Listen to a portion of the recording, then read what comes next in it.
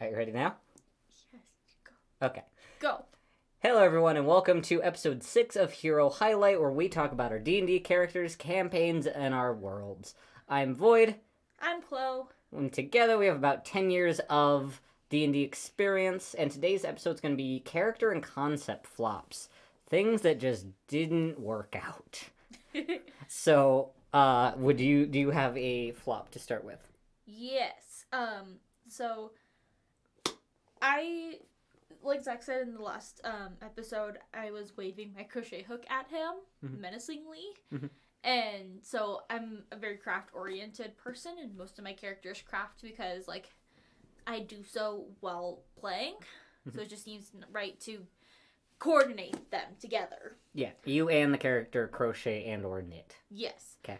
So my first character flop was a sorcerer who was a crafter, and they would have the animate skill to make like miniature mice and animate them to come to life. Was it an artificer? No, it would be like a sorcerer. It would just be animate. It wouldn't like make it like real or anything, but just like briefly bring it to life to maybe just to like distract. It wouldn't do any damage. Okay, so illusion. Kind of, but like the things would actually like leave her hands. Like she would make the things and they would go out and do things. That's an artificer. I wrote this when I didn't know a lot of D&D. Okay, so that's probably part of the reason why it flopped, is there's literally a class for I make things in order to do the things. And you were trying to jerry-rig a sorcerer to be an artificer? Yes! Okay, that's okay. I was making mice at the time. I'm like, oh, this would be a fun D&D character if they could like make it come to life. Yes, that is a thing. I'm gonna deck you. This is why it was a flop. Okay, what about your Cinderella wannabe? Gesundheit? Your Cinderella wannabe. I never had a Cinderella wannabe. She uses mice to do her bidding. Jesus Christ, you say Cinderella and my brain goes the big fucking gown. And I don't have any character that wears a big fucking gown. No, I meant with there's mice that are doing shit for her. Okay, yes? What about her? That's all there is. Did you ever play her? No. Oh, you just made her and then just went, ah. Yeah, and I never made her. It's just a line in my characters to make section that I never made. Just make a note and say make it an artificer and your life's gonna be a lot easier. I'm gonna throw the fucking book at you! I have equipment over here. Yeah. Yeah. Okay, so one of my flops was a character I actually played back in community college, and it was a Drider character that, frankly, was just boring as hell. So our group was a lot of chaotic boys. Again, this is also with our psionic murder hobo as a character that would just pop into places, do the things, and then just leave, and it was way too OP. So we were doing a future punk style, so everything was like metal and steel and all this. So I was like, oh, I'll play a Drider so she can like crawl up the walls and stuff. Because at the time I wanted to play a female character, and I thought the Drider would be fun because it's kind of monstery. There's some unique mechanics with Driders. And I was trying to get into like some of the culture of like the Drider religion and how they want to form swarms and all this. So her mission was like to find other Driders and like form a bond with them or something. I think it might have been eat a male. I don't remember. Go Black Widow? Yeah, I don't remember. But she was basically just a white and pink spiky spider.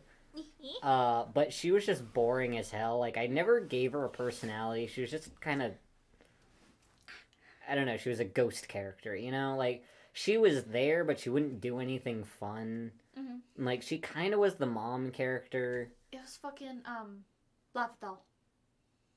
Yeah, just kind of there, and it's like, every once in a while we'll judge you for your actions, and then other than that, just kind of like, eh. Yeah. But yeah, she was a flop. and I ended up liking the concept, but reimagining her as one of my NPCs in my current campaign.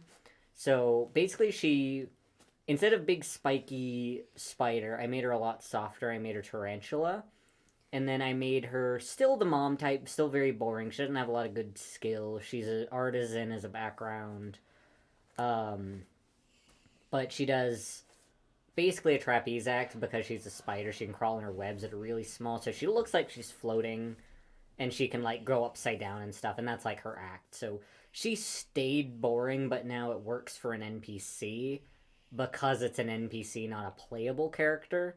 But we'd gone through this like abandoned future city thing, and it was great to be able to crawl through walls and on the ceilings and stuff.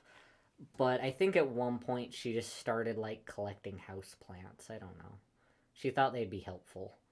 But she was just a complete like disaster in terms of playing. Similar to my female Yanti that tried to sacrifice someone in the town square. No, they did sacrifice somebody. They did sacrifice somebody, but they were just boring. Like besides that, it was like so this was a Yanti was this other failed character, and again I was trying that unique build, trying to get into like, oh yeah, the Yanti religion is very like you sacrifice people for your god, and they're kind of evil by nature, and I thought that by sacrificing someone it would be this big event, but it was just kind of like, yeah, you do that and then you move on. I don't know what happened, but I was planning on someone trying to like get revenge. I was planning on Oh no, so it was totally chill that she did that. The person was a willing sacrifice. The only problem was that it was not a town sanctioned sacrifice. So that was like the only big like hang up was like she needed the town being like, yes, you can have a sacrifice stamp. He had to get it like notarized. yeah, but like with me trying to do that was to get a reaction that was chaotic that never happened. So that's why I was kind of just a meh. Yeah, true. Like I did that in like let's have some horrified children. Let's have their family try to murderize them because this wasn't planned. This was just her going up. Hey, do you want to be sacrificed for our Lord and Savior? Mm-hmm. Seth, the giant snake monster? Like, I was expecting her to become a villain in that town at least, but it was just like, okay, you do that and then you move on. And I was just kind of like, oh, okay. Mm-hmm. But she was just boring outside of that, too. So I just had that problem with characters. Mm-hmm. So, yeah. those are my main flops of just, I made sucky character. I don't even remember what class she was. I don't know. I have a couple of failed weapons. Okay. Okay, they're not failed. They're fucking OP as fuck, and I got them from a book. Okay. But they would be difficult to utilize in an actual D&D campaign. Okay. So the first one is a weapon that when you got a hit in, you'd get it like super high level when you're fighting the monsters that have an AC of like 50. Not 50, like 30. And so this weapon is like if you hit something with the meeting the AC, then it started to cause necrotic damage continually until it died. Generally, depending on how large the creature was, it could take up to like a minute to 2. So the thing would still be fighting as its body was slowly decaying away. Yeah, because that's like, wow. That's like 10 rounds of combat. Yeah, 10 to 20, yeah. Mm-hmm. So that was one of them. And another one is a weapon that causes AC to go to base, so 10. Mm-hmm. So it is possible to miss with that weapon, but it is really easy just to and hit it. Okay. So that was my biggest worry. The big thing with it is it can cut through armor. Mm-hmm. So you could do like base AC, if it's like above no matter what it is, you should remove the armor AC. I don't know, just like it. all the details of it never really fully worked out. Did you try this, or was it just conceptual? Just conceptually. Oh, okay. And I talked it over with a few different people, and they're like, oh, you could try doing this, you could try doing this, but it's like, it just seems like there's a lot of, like, fiddly rules that would make it not as fun to use or play with. Yeah, I like the just straightforward weapons of it's like, it's a bag of holding, except it's cursed. Like, stuff that's easy to do. If you have all this, well, it does this, but then this, I think that just complicates it crazy unless you're a pro player. Yeah. Or if you're really good at dealing with rules. Yeah. I had a failed campaign idea. Okay. Not failed, but it's just like an idea like I've never gotten to actually do, and it's hard conceptually to do. Yeah, it's flops, not fails. It didn't quite get there. It just kind of went. Meh. Yeah. So the idea was that there is a retired bard who now runs a tavern, and one day an adventuring party comes to his tavern, and over time he eventually notices how all of the kids happen to have traits similar to him. Did he fuck everyone? Yeah. So he's a retired bard. Yeah. You go stereotypical bard, he fucked everybody. Okay. So he's got all of these half kids, or children, who some of them want to find their dad, some of them are just adventuring, but they all end up together somehow. And it's them slowly, like, realizing, like, hey, your dad's been here the whole time. And the dad realizing, oh, fuck, I have kids now. So what would the campaign be? Is this a side quest, or are the... Side quest, really, because, their main tavern is their dad's tavern. So it'd be, like, a stopping point. So are the players siblings, and they're all children of the bard? Yes, half siblings. Okay, so they'd all have to at least be half of whatever he was? Human. He was human. So half human. Okay, so that makes like, it easy at half least. whatever. You just had to have, like, some sort of trait. Like, if he was, like, a redhead with freckles with, like, a strong jaw and a pointy nose, choose one and run. Okay. So it wouldn't be, like, completely obvious. Like, oh, yeah, this is my fucking father. Okay. It'd be one of those, like, over time, you start to realize it. Yeah, that definitely seems complicated to be able to do. Yeah. It'd be very, like, side thing. And I think it'd work better as a quest for the party to not be his kids, but to run across this town that just is overrun with children. And then they're like, yeah, we don't know who our dad is. Yeah, we don't either. Yeah, we don't either. We're all just raised by our moms. Or some got adopted, but... Yeah. And then there's just this one man, and you just are like, you, and then you have to figure out what to do with the man. Yeah. Like, hey, you have 42 children. We should line them up. It's like the fucking Delivery Man movie. I don't know. I'm thinking about the one sperm donor that has like 42,000 babies across the U.S. That's him. Is it? Okay. Yeah. So no, okay. So they dramatized it for the movie. Yeah. So it's a guy who, he ended up having 150 kids, and there was like a whole big court case. Like, oh, my kids want to know me, but I don't necessarily want them to know me. And yeah. Movies. Oh, tell me about your failed riddle situation.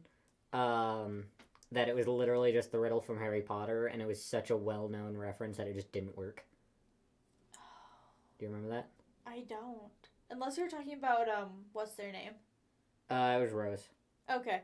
Oh, so we were in the middle of a campaign, and it's like, I understand utilizing things from TV shows and movies, but it can't be the exact thing. So we were like trying to get past something and using a riddle, but a lot of us we're all nerds and geeks, so we know these things easily. And it's like, what is the thing? It's like, it's the thing. It took us like a second to figure out. Yeah, because it was just a reference to either Supernatural or it was Harry Potter Yeah. that the Or, riddle like, was from. Lord of the Rings, Hobbit. Yeah, and it just was so recognizable. Because I have that problem with the Sphinx's riddle is one of those that I go to, but a lot of people do know it, of what is, what has 4 legs in the morning, 2 legs in the evening, and 3 legs at night. And it's man, because baby is on all 4s, and then in middle age they're on 2 legs, and when you're an old man you have the cane. So that's the Sphinx riddle. And I'll use that a lot, but I have to make sure that people don't know it. Because they won't get it unless they know it, and if they know it, they're going to know it in a second. Yeah, well, the funny thing is, I watched a movie where they used that riddle, but they took an entirely different approach with it. So it was Mirror Mask by Neil Gaiman. And in the movie, the character's from a circus, and so she's like, it's the circus dog. Mhm. In the first show, he walks on his front 2 legs. The second show, in the first show he's like on all 4. Second show he's on 2 legs, and then at the end of the show he's walking on 3 paws because he hurt his paw. Mm-hmm. So Yeah. I was just like, No, that's the Sphinx riddle. huh. Yeah. No, because I've used that a couple times, and then Riddles are just hard, and yeah, it's definitely hard to have D&D over like Zoom and stuff. I cannot recommend how much I would encourage you to not do online D&D. It is great sometimes if you are with a person who knows how to online D&D, but if you learned how to D&D in person, it is a completely different experience to try and DM and play online. Because we were doing rooms where we did games and puzzles and shit, and it just got to the point where like we didn't know what the fuck was going on. We were just guessing things because we just wanted to get through it. that happened with the maze. We had a hedge maze, and instead of like printing out a maze and blocking it off, it was literally like, okay, hit a crossroad, tell me left, right, or center, and then we would draw it out, and you couldn't conceptualize it, you couldn't backtrack, and it's like sometimes it would work, sometimes it wouldn't, but there was no way to logic your way through it. It was literally guess and find out, which isn't fun to play. If there's a gimmick of like, oh, you're hearing music from one of the ways, but it's really faint, like, that's a way to do it. Or like have markings you have to decipher, or oh, there's a map, but you have to do XYZ at the start to get it. But it just wasn't working because we were in the middle of the maze and we're like, left, okay, what happens? Another crossroads. Okay, right, another crossroads. Okay, left. And it was like there was no additional feedback. It was literally just doing this, and they eventually just gave it to us because we were getting frustrated. It's just one of the things. There's like puzzles and mazes and riddles are just difficult to do in D&D, and it's sometimes just not even worth it to try and do them. The way that I would approach it in an in-person is to bring a physical puzzle. Do like with one of the fidget toys. Yeah, like I have horseshoes on a chain and you try to get the ring off. Literally bring that in and just be like, whoever gets to solve this, your character solved it in the game as well. Because then you can work collaboratively on it as your characters would. You can physically feel it and fight with it. And then, like, you can throw in, oh, you have disadvantage, put gloves on while doing it. And you can make it a fun in-person experience rather than just, okay, roll me an intelligence check. Okay, that failed. Next character, roll me an intelligence check. So, kind of like the riddle thing, where it's like, you can do your best guess on the riddle, but if you don't have a freaking clue, you can do a roll and see if your character knows the answer. Yeah, I think that was a good way around it. So Chloe had a riddle competition where it was 5 riddles that were common, but we didn't recognize them. And it was every character's going to write down what they think the answer is. But if you, as a person, have no clue, you roll, and if you got above a 15, you would get the answer at the end as like you would just highlight it and go, "You got that one." Yeah. And then at the end, would tell us what the answers were, and then we go, "Oh, that makes sense," and my character just understood that in a way that I didn't. Yeah. So that was a good way to kind of go through the difference. But then you have to do the other way of like my character's stupid butt. So like I knew the answers, but my character wouldn't have.